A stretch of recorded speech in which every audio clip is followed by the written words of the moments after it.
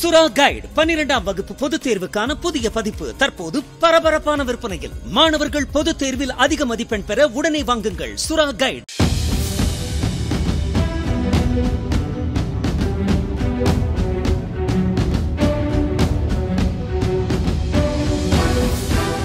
கடந்த பொங்கலன்று தமது கிராம மக்களுக்கு தமிழக தொழில்துறை அமைச்சர் கணேசன் பரிசு கொடுத்த வீடியோவை வாக்காளர்களுக்கு பணம் கொடுப்பது போல் சித்தரித்து பரப்புவோர் மீது நடவடிக்கை எடுக்க கோரி திமுக வழக்கறிஞர் பிரிவினர் கடலூர் மாவட்ட எஸ்பியிடம் மனு அளித்தனர்.